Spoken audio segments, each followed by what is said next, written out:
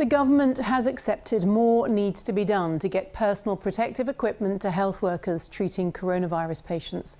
A large consignment of personal protective equipment, including 400,000 gowns, is due to arrive in the UK from Turkey tomorrow. Last night, Public Health England issued advice suggesting health workers should either substitute or reuse some personal equipment that's in short supply. But some unions today claim doctors and nurses are losing faith in the government's response. The Department of Health insisted the advice was in line with guidance from the World Health Organization. Now, all this comes as new figures show more than 15,000 people have now died in the UK with coronavirus. The latest official figures show there were 888 deaths reported in hospitals in the last 24-hour period. That brings the total number then of people who have died in the UK to 15,464. That number doesn't include deaths in care homes or in the community in England and Northern Ireland. With more then, here's our health correspondent Dominic Hughes. John Coker, a detective constable for British Transport Police, who leaves a wife and 3 children. Retired paediatrician Judith Darmady, founder of a children's charity, awarded an OBE who dedicated her life to the care of others. 2 of more than 15,000 deaths caused by COVID-19. It's hitting families across the country, but the really sad thing for people is when someone dies, they are dying alone, they are probably scared, and their family are not able to console them, not able to know how it happens. And, after all this is over, there are going to be many stories required to be told by NHS staff who were the last people with loved ones as they died. More lives are being saved than lost, but medical staff are worried they're being put at risk because of a continuing shortage of personal protective equipment, PPE, especially gowns worn when treating the sickest patients. As hospitals face the possibility of running out of some kit, Public Health England changed its guidance. Some gowns could be reserved for the most high-risk procedures, or staff could reuse washable clothing. And today, a promise fresh supplies are on the way. 84 tonnes of equipment, including 400,000 gowns. We are trying to do everything we can to get the equipment that we need. We're trying to source more internationally. That is difficult at times. There is a great deal of demand for it, and the security of that supply can prove very challenging. But we are making progress there. But medical workers are anxious about where this leaves them. Hello, Dominic. A&E doctor Nick Guntapali works directly with COVID-19 patients. Back on shift tomorrow, he doesn't know how much PPE will be available. There are apprehensions about what might there be, what might there not be, or how much has deteriorated and changed. And especially when we see the news reports now saying that, stocks may be close to zero, nationally, it is really worrying, especially being on the front line. And we have to do what we do. And it comes with the job. It would just be good if, we were adequately protected. The new guidance is in line with World Health Organization advice, and hospital managers are facing a global shortage of PPE. We have to really focus on what we can do because there is a shortage of gowns.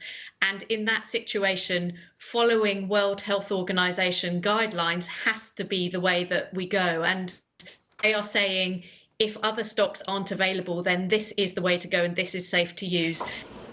The new guidance only applies when PPE stocks are running low, and the picture across the UK is mixed, but the patience of healthcare workers is also in short supply.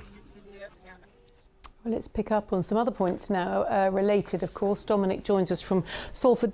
Dominic, lots of questions around tests to see if people who've had the virus are now have the antibodies and may now be immune. And a lot of debate in the past 24 hours after this senior WHO official who questioned whether the presence of antibodies offers any immunity to infection. Can you just expand upon that for us? Well, Kate, our bodies, we produce antibodies in response to infection. So the idea is that if you could make a test that could detect the antibodies produced by the COVID-19 infection, that could be a good way of seeing who has actually had this infection and they might have some immunity. And that could offer a way out of lockdown. If you can develop a test that shows those people who might be immune, they could then perhaps return to work or resume their lives. Now, that's very difficult to do in practice because these tests need to be massively sensitive. You can't have a test that gives too many false positives or false negative results, because that way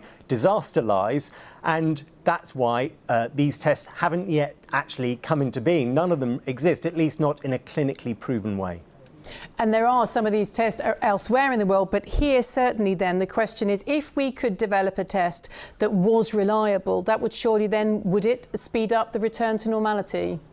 Yes, if, and this is quite a big if, the antibodies produced by COVID-19 do actually give some immunity. Now, for some infections, antibodies can offer protection for some time, sometimes years, but sometimes only months. And I think this is what the World Health Organization was driving at. The presence of antibodies in themselves don't offer someone automatic immunity, because underlying all of this is the fact that this is a new virus. It's only been around for a few months. There is just so much that isn't known, including how antibodies may act and the level of protection they may offer against reinfection. Dominic, thank you for the clarification. Thank you. Now, there's more evidence tonight of the scale of the problem care homes are facing. According to one organisation representing not-for-profit care providers, deaths in 1 week were double those for the whole of the previous month. The National Care Forum says if the pattern seen in the homes that took part in its audit is repeated across all residential and nursing homes, then more than 4,000 older and disabled people will have died. That doesn't include residents who died in hospital from the virus. Here's our social affairs correspondent Alison Holt. This is Greenhays Care Home in Liverpool. In recent weeks, they've lost 8 out of their 25 elderly and disabled residents. All the deaths are linked to COVID-19. It's a sign of the huge pressures care homes are under from the virus. Staff here found it spread rapidly. It was very unpredictable, so people would present with the virus in different ways. So we had some people that might be fine in the morning. I can think of one example where there were a couple of people actually that were okay in the morning, and then by the evening time they deteriorated so rapidly that it was end-of-life care. Greenhays is one of the homes that provided the data that lies behind today's report. Information collected by the National Care Forum found that by April the 13th, there had been 299 deaths linked to COVID-19 in not-for-profit care homes looking after 30,000 residents in the UK. They calculate if that pattern is seen across all residential and nursing homes, then there could have been more than 4,000 coronavirus-linked deaths, most of which are not yet reflected in official figures. Once residents who died in hospital are included, they say the number will be considerably higher.